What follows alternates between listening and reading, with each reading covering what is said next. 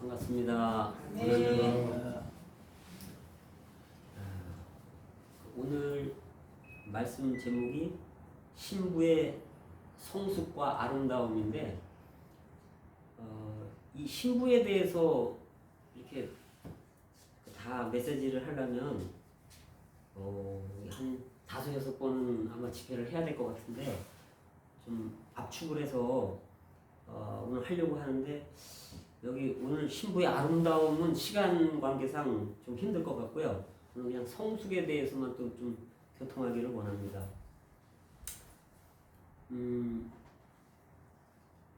하나님의 갈망은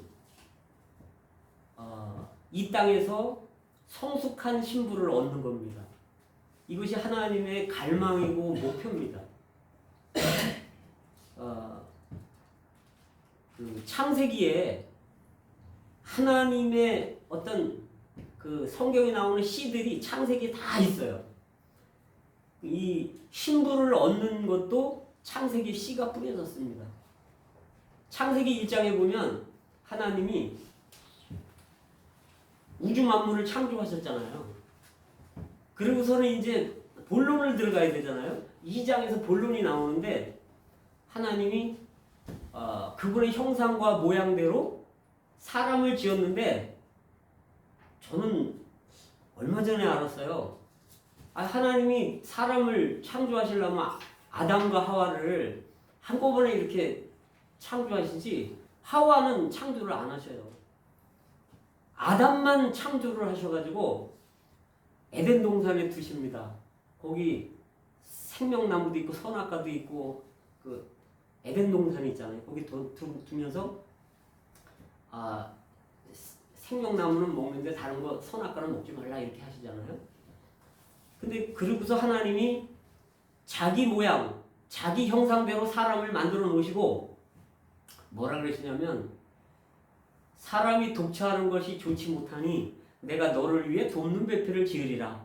이건 마치 무슨 말씀을 하는 것 같으냐면 제가 저하고 똑같은 뭔가를 만들어 놓는 거지. 얼굴하고 똑같고 키도 똑같고 뭐 똑같이 만들어 놓고 너 혼자 사는 거 좋지 못하다. 내가 너를 위해 돕는 배필을 지은다. 이건 하나님이 나 외롭다. 나는 돕는 배필이 필요하다. 이렇게 말씀하시는 것 같은 겁니다. 그러고서 하나님이 이제 그러면 배필이 될 만한 게 있어야 되잖아요. 그래서 각종 짐승들을 아담 앞으로 이렇게 오는 거예요. 그러니까 아담이 너는 거북이 너무 느려.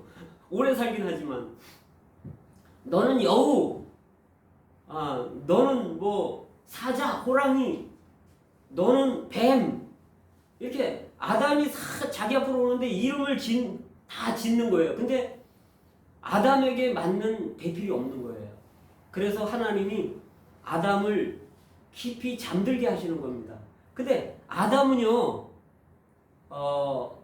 로마서 5장에서 오실자의 표상이다 이렇게 말을 해요. 오실자가 누굽니까? 예수님이잖아요. 다시 오실 분, 한번 오셨고 또 오실 분. 이 그리스도는 바로 이 아담은 바로 그리스도를 말하는 거라는 거죠. 그래서 아담을 잠들게 하는 거죠. 그 다음에 그 옆구리를 열어서 갈빗대를 취하잖아요. 그래서 그 갈빗대로 하와는 건축하는 겁니다. 이렇게 만드는 겁니다. 건축해서 아담에게 다시 이끌어올 때 아담이 내 살이고 내 뼈네? 이렇게 말하는 거죠. 하와는 아담의 성분으로만 조성되는 겁니다. 그리고 아담 앞에 다시 나가는 겁니다. 이게 무슨 얘기냐면 아담이 잠들었다는 것은 예수님이 십자가에서 죽으신다는 말씀이에요. 그리고 옆구리를 열어서 갈빗대로다가 하와를 만들었다는 것은 예수님이 십자가에 달리실 때 로마 군병이 옆구리에 창을 찌르면서 물과 피가 나옵니다. 이 피는 믿는 이들의 죄를 다 사하는 거고 물은 바로 영원한 생명, 하나님의 생명을 말하는 겁니다. 그래서 이 피로 제사함 받고 영원한 생명을 받은 이 믿는 이들 무리들이 이제 신부로 단장돼서 그리스도 앞으로 올 때 그리스도가 이는 내 뼈 중에 뼈 살 중에 살이다 이렇게 말하는 거라는 거죠. 그래서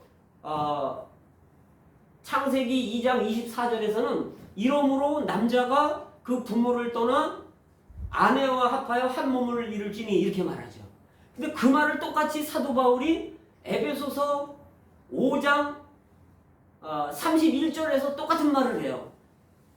그 신부에 대한 얘기를 쭉 하면서 영광스러운 신부를 세우사 거룩하고 흠이 없게 하시려고 그 그리스도 앞에 영광스러운 신부를 세우사 이렇게 말하면서 31절에서 그러므로 남자가 부모를 떠나 그 아내와 합하여 한 육체가 될지니 이 비밀이 크도다. 내가 그리스도와 교회에 대하여 말하노라. 이게 사도 바울의 사상입니다. 이게 성경의 사상입니다. 그래서 이 창세기 2장에 하나님이 1장에서는 천지창조해 놓으시고 사람을 만드시고 자기 마음을 이렇게 그분 마음을 표현해 놓으시는 거예요. 그래서 이 씨가 여기 떨어져 있습니다. 그런데 주님은 어린아이 신부를 원하는 게 아니라 성숙한 신부를 원하고 계신다는 거죠. 그래서 이 성숙이라고 말할 때 성숙의 헬라어 원어는 텔레이오스라는 말이에요. 이거는 마지막 지점에 도달하다 또는 완전하다 이게 이제 성숙의 의미인데 플레로마라고도 그래요. 플레로마는 뭐냐면 헬라어 원어가 가득 채우다, 충만하다 이런 의미가 플레로마라는 뜻이에요. 그래서 성경에서의 그 성숙의 참된 의미는 거듭난 사람들이 하나님으로 채워져서 온전하고 완전해지는 것 이게 성숙입니다. 성숙의 정의는 뭐냐면 마태복음 5장 8절에서 하늘에 계신 네 아버지의 온전하신 같이 너희도 온전하라.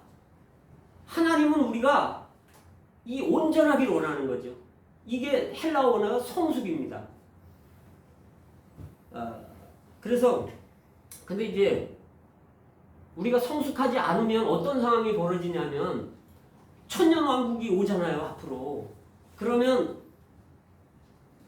성숙한 사람들은 신부로서 천년왕국에서 혼인잔치에 들어가는 거예요.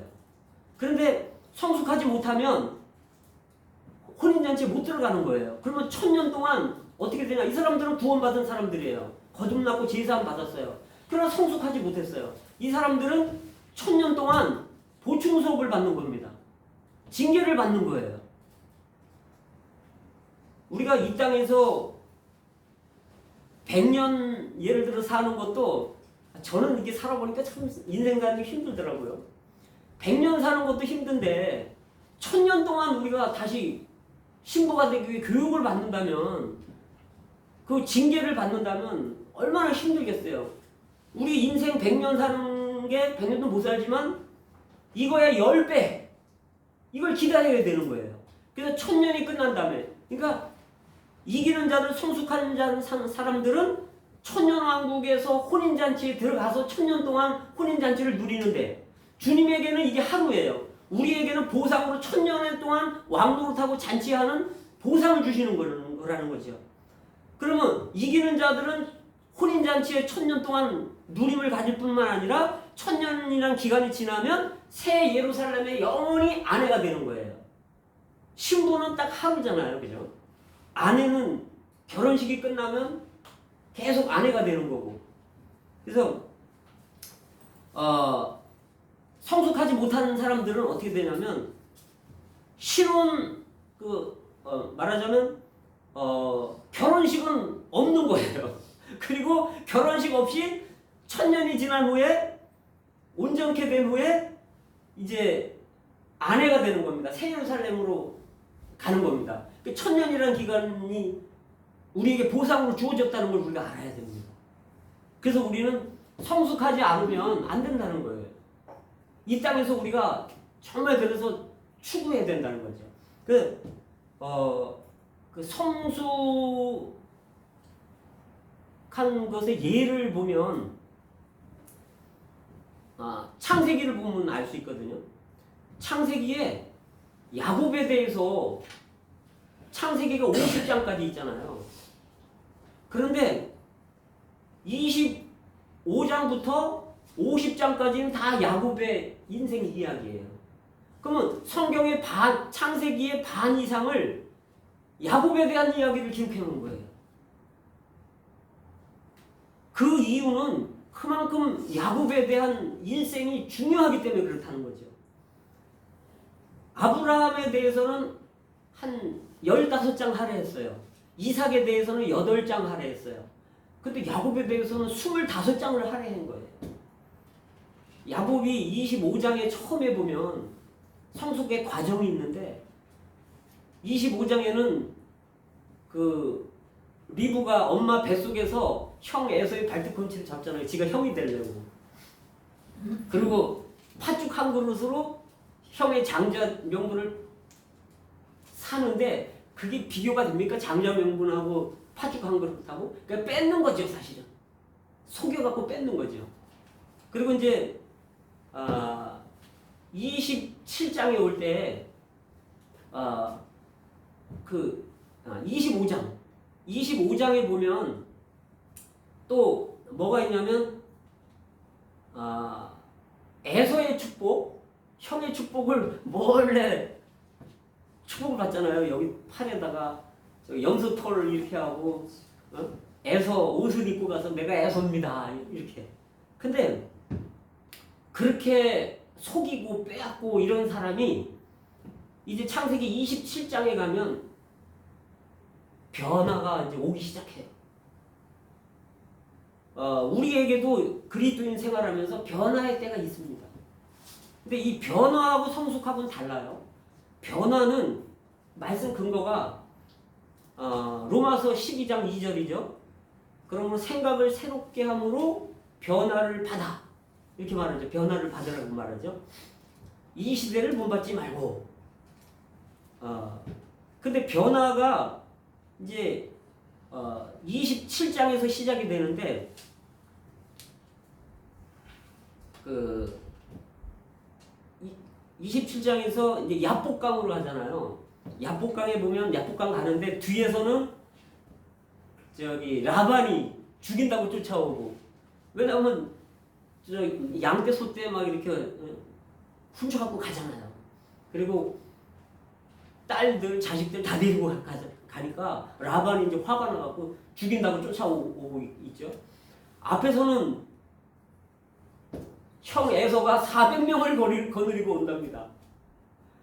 그러니까 하나님이 결국은 이 라반은 꿈속에서 선악간에 야곱에게 말하지 말라 이래서 지켜주고, 에서의 그 400명이 오는 거는 형제의 사랑을 일으켜서 막아줍니다. 근데 우리가 염려하고 그런 것들이 많아요. 인생 살면서. 이게 우연한 거 아니에요. 하나님이 우리를 변화시키기 위한 거라는 거죠. 아멘. 근데 이 야복강에서 어떤 사람과 씨름했다는 거예요. 근데 어떤 사람이 와서 씨름했다고 말하지 않아요. 어떤 사람과 씨름했다. 이건 뭐냐면 어떤 사람이 계속 야곱하고 같이 있었다는 거예요. 그래서 이제 나중에 이 하나님 사람이 이 야곱을 못 이겨요. 그러니까 환도뼈를 치잖아요. 그리고 이제 이 야곱이 뭐라냐면 내게 축복하지 않으면 못 갑니다. 그러니까 지금 날이 밝으려고 그러니까 나 좀 보내주라. 그러니까 나 저기 축복해주기 전에는 안 보냅니다.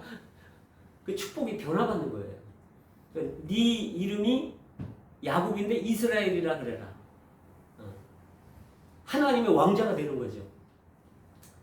근데 밤새도록 실험했다는 거예요. 우리 고집이 얼마나 센지 하나님이 우리를 이길 수가 없어요. 우리 의지가 얼마나 강한지. 그러다가 이제 한 대 맞는 거죠. 그러면 이제 이 천연적인 생명이 바뀌는 거예요. 하나님 생명으로 바뀌는 거예요. 이게 변화예요. 신진대사적으로 내 옛사람이 조금씩 바뀌는 거. 하나님 생명으로 바뀌는 게 변화입니다.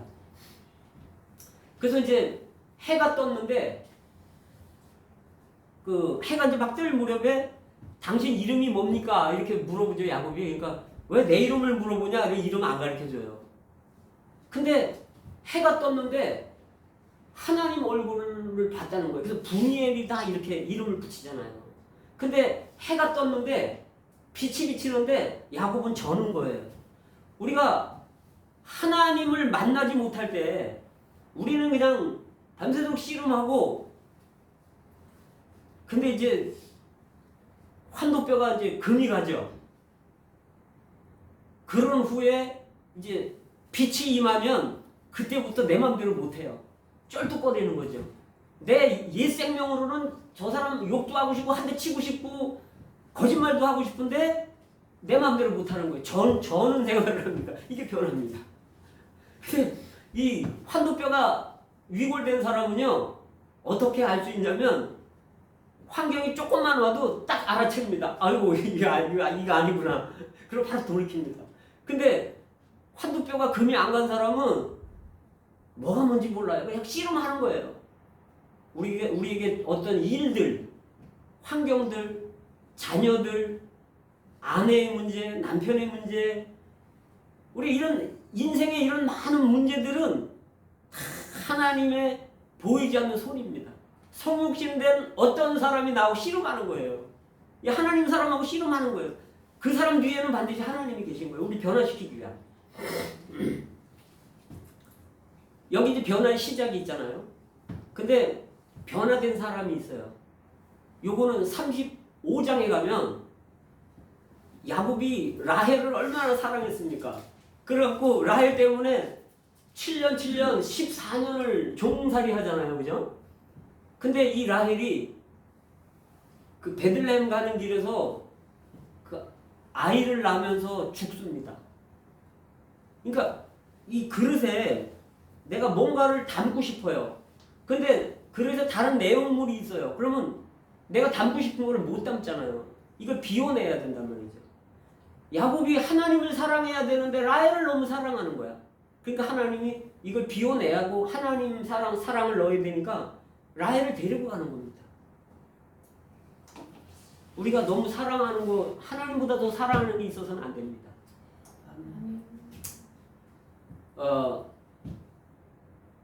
라헬이 죽으면서 아이를 낳잖아요. 그럼 산에 아이를 낳으면서 베논이다 이렇게 말했어요.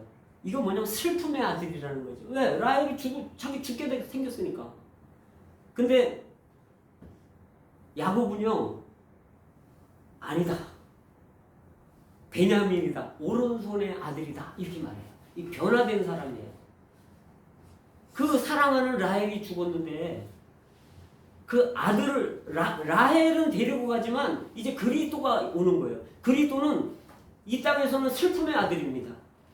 십자가에 돌아가서 고난 받으시고, 근데 부활하신 후에 승천하신 후에는 오른손의 아들입니다. 이건 뭐냐면 사랑하는 것을 잃었지만 그리스도를 얻었다는 걸 말해주는 거예요. 이게 변화된 사람입니다. 근데 이제 그 이후에도 라헬을 잃어버렸으니까 이제 라헬의 아들인 요셉을 너무 사랑하는 거예요. 또. 그래서 요셉만 채색 옷을 지어 입히잖아요. 그래서 편애하는 거예요.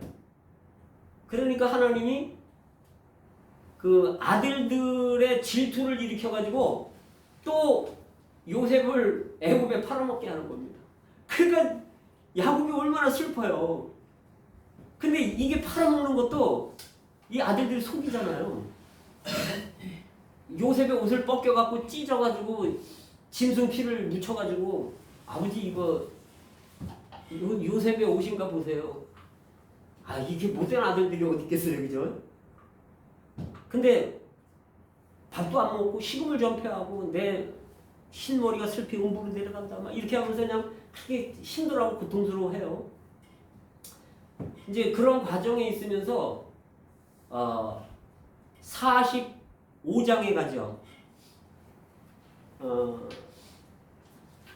이제 45장에 갈 때 그 이제 성숙의 단계 들어갑니다. 어떻게 되냐면 이제 가나안 땅에 곡식이 다 떨어졌어요. 흉년이 와서. 그러니까 아들들을 보내잖아요. 그 아들들이 2번 가잖아요. 그죠? 왔다가 또 다시 가. 근데 거기서 아들들이 요셉이 살아있는 걸 봅니다. 그런데 총리가 된 걸 또 보는 거죠. 그 와가지고 아버지한테 말하는 거예요. 아버지, 우리가 애굽에 갔더니 요셉이 살아있대요. 총리가 됐는데요. 그러니까 아버지가 그 말을 듣고요, 마음이 덤덤하다는 거예요. 아니, 요셉이 그런 사람이 아니거든요. 막 울고 밥도 안 먹고 이런 사람이에요. 요셉이 잃어버렸을 때. 요셉이 살았다는 얘기를 들었는데 아들들을 책망하거나 원망하거나 이런 게 전혀 없습니다. 이게 성숙의 시작이에요. 우리가 성숙한 사람들은요, 남의 험담, 남을 비난하거나 원망하거나 이런 게 없어요. 성숙한 사람들. 이게 야곱의 성숙의 시작입니다. 요셉을 잃은 후부터 하나님 앞에 가서 계속, 성경에는 안 나와 있지만 하나님과 교통을 하는 거, 교제를 하는 거. 하나님, 이게 무슨 일입니까? 내가 하나님을 믿는데. 그러면 뭔가 요셉이 죽은 건 못 봤잖아요. 옷은 봤지만 요셉이 살아있을지도 모르겠다. 한가닥 희망이 있었을지도 모르겠어요. 그러면서 열린 그릇이 돼서 이제 사랑을 다 하나님이 뺏어가면서 하나님 자신을 채워주는 거예요. 이 열린 항아리가 돼서 하나님을 계속 공급받는 겁니다. 그러면서 성숙하는 거예요. 근데 성숙의 완성 단계가 있는데 그게 47장입니다. 창세기. 거기 보면 이제 요셉이 야곱을 바로 왕 앞에 데리고 왔어요. 그런데 그 당시에 바로 왕이 지위가 제일 높은 분 아니에요. 왕이잖아요. 그 당시에. 그런데 히브리서 7장 7절에 보면 폐에 일어나고 작은 자가 큰 자의 복빌림을 받느니라. 작은 자가 있고 큰 자가 있는 거예요.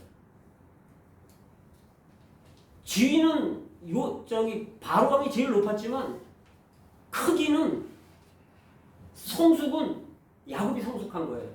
가자마자 바로 왕 머리 위에 손을 얹고 축복하는 거예요. 이 성숙한 표시입니다. 그러니까 성숙한 사람들은 남을 칭찬하고 남에게 복을 주는 말을 하는 거죠. 스데반 집사 보세요. 순교하면서 뭐라고 순교합니까? 저들이 알지 못하고 하니까 저들의 죄를 용서하소서. 이게 축복의 말입니다. 그래서 이제 48장에 보면요, 아주 48장에는 요셉이 130살이 넘어서 눈이 안 보이는 상태예요. 근데 요셉이 자기 아들들, 그러니까 야곱이 이제 그 130살에 이제 눈이 안 보이는 상황인데 야곱 앞에 요셉의 2아들을 데리고 오잖아요. 그래서 요셉이 오른쪽에는 므낫세, 왼쪽에는 에브라임을 딱 데리고 오는 거예요. 근데 눈도 안 보이는 야곱이 손을 딱 어긋맞게 축복하는 거예요. 그러니까 요셉이 이거 아닌데, 그래서 아니 틀렸습니다 이렇게 그렇게 하면 안 됩니다. 그러니까 나도 한다 몇 번을 말하는 거예요. 육신적인 눈은 안 보이지만 영적인 통찰력이 있는 거예요. 성숙한 사람들은 보이는 거죠. 생명의 성숙이 이 세상을 꿰뚫어 볼 수 있고 사람들을 다 볼 수 있는 거예요. 그래서 또 이제 49장에 갈 때 예전에는 요셉만 편애하더니 12아들들을 골고루 다 축복해 주는데 분량마다 딱 맞게 축복을 해주는 거예요. 그래서 그 예언들이 다 이루어지죠. 이게 성숙입니다. 우리가 근데 이제 성숙하려면 조건이 있는데 한 4가지 정도가 조건이 있어요. 성숙하는 조건이. 첫째는 말씀을 가까이 해야 돼요. 평상시에. 말씀을 추구해야 됩니다. 그 베드로전서 2장 2절에서 그러죠. 그 관련 구절은 갓난아이와 같이 순전하고 신령한 젖을 사모하라. 이는 구원에 이르도록 자라게 하느니라. 예. 하나님의 말씀이 젖이라는 거예요. 그러니까 우리를 자라게 한다는 거죠.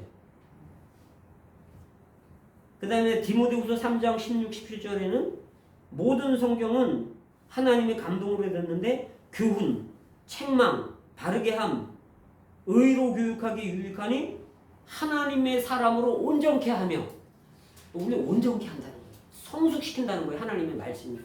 우리는 매일매일 아침에 일어나자마자 성경을 볼 필요가 있습니다. 근데 이 성경 말씀은 두 가지가 있어요. 요한복음 1장 1절에서 태초에 말씀이 계시니라. 이거는 로고스입니다. 그냥 항상 있는 말씀이에요. 그냥 성경 말씀이에요. 근데 우리가 이 성경 항상 있는 말씀을 계속 가까이 할 때 이 말씀이 우리 안에서 언젠가 환경의 시간대에서 이게 살아 움직이잖아요. 이게 레마입니다.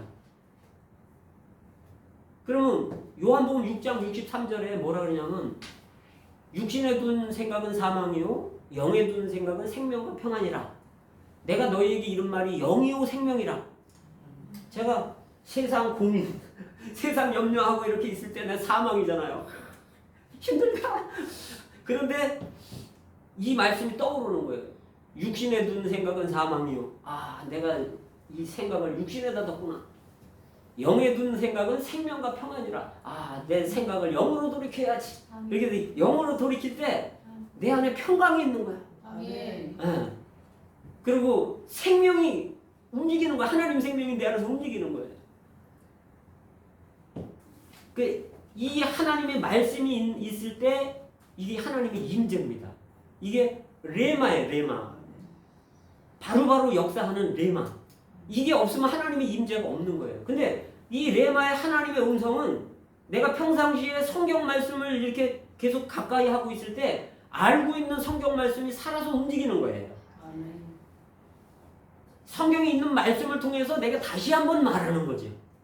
그래서 아브라함은 장래에 나아갈 그 가나안 땅으로 갈 때 갈 바를 알지 못했지만 하나님의 말씀을 쫓아갔고 이렇게 말합니다.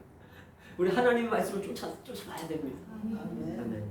그래서 첫째는 성숙하려면 하나님의 말씀을 가까이 해야 되고, 두 번째는 골로새서 그 2장에서 뭐라고 하냐면 머리를 붙들지 아니하는지라. 그래서 우리는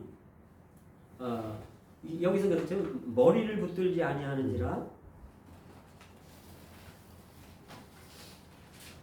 온몸이 머리로 말미암아 마디와 힘줄로 공급을 얻고, 마디가 있고 힘줄이 있어요. 이 교회는 그리스도의 몸이기 때문에 여기 마디가 있고 힘줄이 있다는 거예요. 이 마디를 통해서 공급을 얻고 연합하여 하나님이 자라게 하심으로 자라느니라. 하나님이 자라게 한다는 거죠. 근데 교회 안에 마디가 있고 힘줄이 있다는 거예요. 누군지는 모르지만 마디가 힘줄이 공급을 해준다는 거예요. 근데 머리를 붙들어야 된다는 거죠. 머리. 그래서 우리가 매사에 바울이 그렇게 말하잖아요. 사람들이 머리를 안 붙든다는 거예요. 머리가 그리스도잖아요. 그러면 특히 자매님들, 형제님들 마찬가지지만 시장에 갈 때 뭐 세일한다 이러면 그냥 막 사는 거야. 머리를 안 붙들어. 그냥 내 생각대로 충동 구매. 그래서 그 머리를 할 때 내가 파마를 해야 되나요? 머리를 길러야 되나요? 잘라야 되나요? 이렇게 물어봐야 됩니다. 내가 아침에 예배도 드리러 올 때 내가 이 치마를 입어야 되나요? 바지를 입어야 되나요? 내가 귀걸이를 해야 되나요? 내가 화장을 진하게 해야 되나요? 내가 어느 신을 신어야 되나요? 어느 가방을 들어야 되나요? 근데 머리에게 물어봐야 되는 거예요. 매사에 일상적인 생활 가운데. 그러면 일 가운데서도 이 일을 남편하고 의논해야 되나요? 그러면 잘하는 겁니다. 머리 안으로 잘하는 거예요. 성숙하게 된다는 거죠. 형제님들도 마찬가지예요. 저도 이 넥타이를 매야 되나요? 머리를 지금 깎아야 되나요? 내가 밥을 먹어야 되나요 지금? 매사에 이렇게 그리스도를 머리에 삼아야 된다는 거죠. 주님이라면 지금 어떻게 행동하시겠습니까? 이렇게. 자, 그 다음에 세 번째는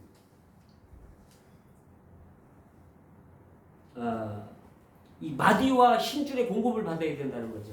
다시 말해서 집회 잘 나오라는 거예요. 예배에 잘 참석하라는 거죠. 도마는 집회 한번 참석 못했다가 부활한 예수님 못 만났단 말이죠. 나중에 또 긍휼로 만나셨지만 도마한테. 그래서 마디와 힘줄의 공급이 필요하다는 거예요. 집회 오면 이런 게 있다는 거죠. 그 다음에 마지막에 중요한 게 있는데 징계를 받아서 통과해야 된다는 거예요. 징계. 히브리서 12장에 보면 6절부터 보면 하나님이 사랑하시는 자를 징계하나니, 그렇죠? 하나님이 받으시는 아들마다 채찍질하시느니라. 징계가 없으면 참 아들이 아니고 사생아라는 거예요. 우리 육신의 부모도 우리를 징계한다고 했잖아요. 근데 영의 아버지인 하나님이 우리를 징계한다는 거예요. 야곱의 일생은요, 성령의 징계의 총체입니다. 야곱의 성숙은 성령의 징계를 통해서 되는 거예요. 근데 이 징계라는 게 꼭 우리가 죄를 짓고 잘못해서 오는 거 아니에요. 물론 잘못해서도 징계가 와요. 그러나 일상적인 징계가 우리한테 있는 거예요. 왜? 사람 타락했기 때문에. 그래서 이런 징계들이 올 때 이런 징계를 잘 통과해야 된다는 거지. 그게 야곱의 예입니다. 성령의 징계.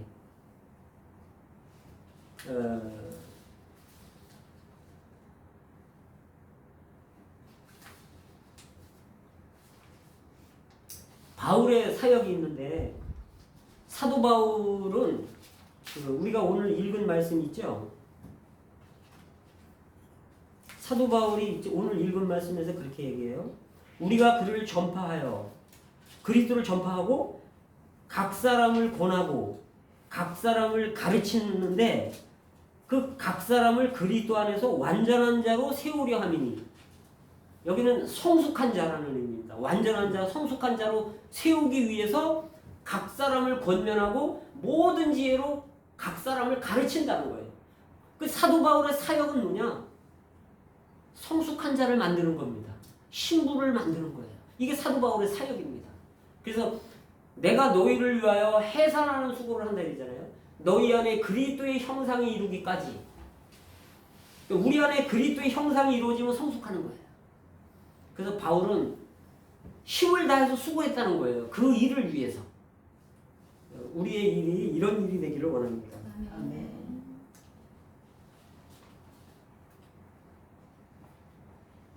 근데 이제 이 신부가 성숙하고 이제 아름다워야 되는데 에베소서 5장에서 그러죠. 물로 씻어 말씀으로 깨끗게 하사. 이 물이 어디 있냐면 말씀 안에 있다는 거예요. 우리가 하나님 말씀을 이렇게 듣다 보면 뭔가 깨끗해지는 느낌이 있어요. 하나님의 말씀 우리를 씻어내는 거예요. 근데 뭘 씻냐? 여기 티나 주름 잡힌 것들, 흠, 이런 것들을 씻어낸다는 거예요. 죄는요, 예수님의 피로 씻으면 돼요. 죄는. 근데 우리 옛사람 있죠? 이 천연적인 사람, 타고난 사람, 이 자아, 이거는 피로 씻을 수가 없어요. 이건 뭘로 씻냐? 하나님의 말씀으로 씻는 거예요. 씻는 겁니다. 이 점, 티 이런 거는요, 태어날 때부터 부모에게서부터 물려받은 거예요. 그래서 이거 뭐 요즘은 우리가 뭐 레이저도 빼내고 이러지만 뭐 이 당시에는 이런 게 있었는지 없었는지 모르겠지만 어쨌든 그 천연적인 거, 어떤 사람은 아주 느려, 어떤 사람은 또 너무 빨라, 어떤 사람은 사람만 보면 자꾸 지적을 해. 이게 이 사람들이 인생 살면서 아주 환경에서 비틀어지고 꼬이고 막 희한하게 자랐기 때문에 집어떼고 들이는 사람들이 너무나 많은 거예요. 많은 사람들 만나보면 그래요. 근데 이런 것들은 말씀을 통해서 씻겨 나간다는 거예요. 또 여기 보면 주름이 있는데, 주름은 이거는 이제 오래되면 주름이 생기잖아요. 이게 육신적인 주름 그런 거 얘기하는 게 아닙니다. 근데 이 주름은 영적인 생활에서 낡아지고 오래되면서 습관화되는 거예요. 이렇게. 그래서 늦게 일어나는 습관, 습관들이 많잖아요. 뭐 거짓말도 자꾸 하면 는다 그러잖아요. 이것도 습관이.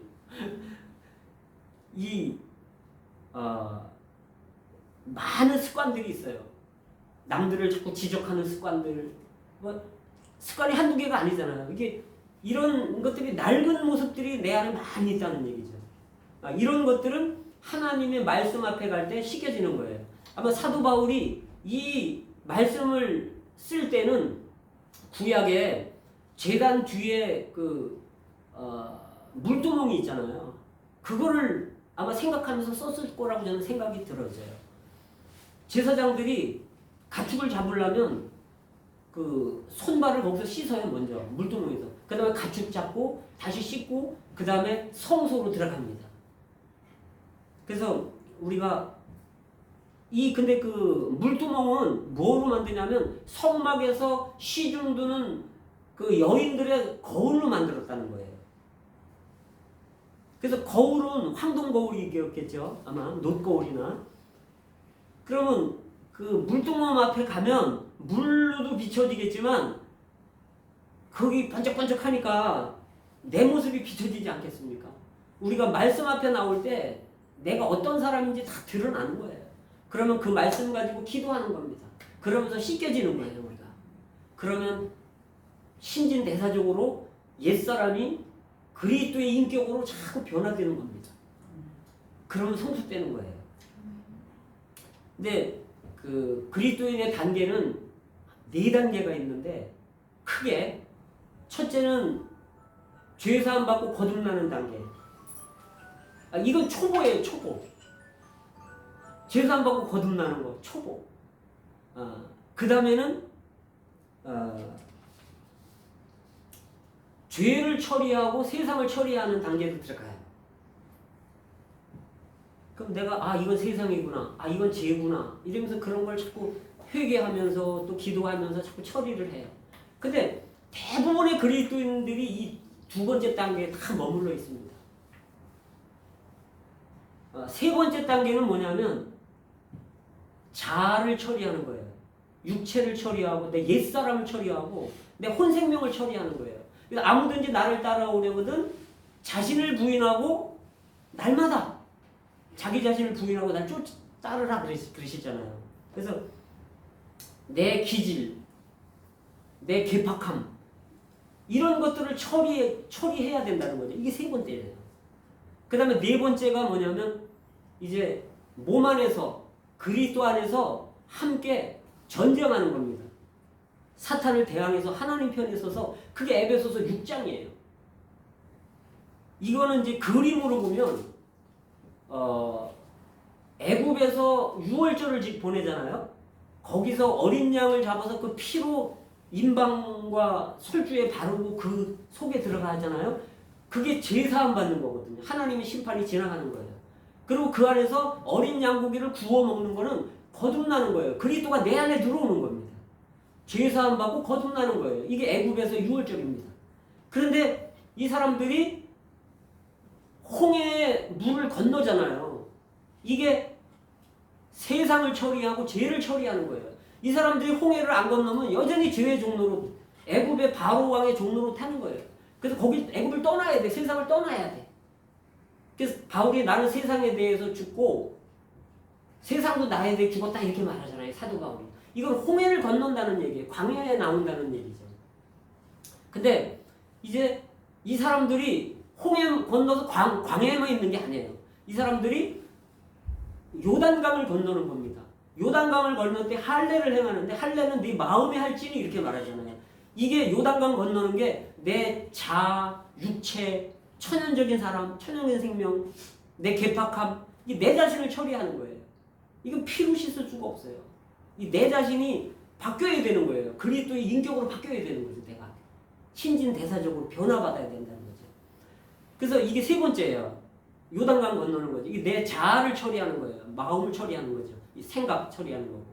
그 다음에 4번째가 교회 안에서 몸 안에 그리스도의 몸 안에서 함께 지체들과 함께 전쟁하는 게 네 번째 단계인데 이건 가나안 땅에 들어가서 12지파와 함께 힘을 써서 가나안 7족속을 쫓아내는 겁니다. 그래서 땅을 지경을 넓혀가는 거예요. 이게 그리스도를 체험하고 누리는 겁니다. 이렇게 할 때 이 네 단계에 올 때, 네 단계를 걸쳐 올 때 성숙한 사람이 될 수 있습니다.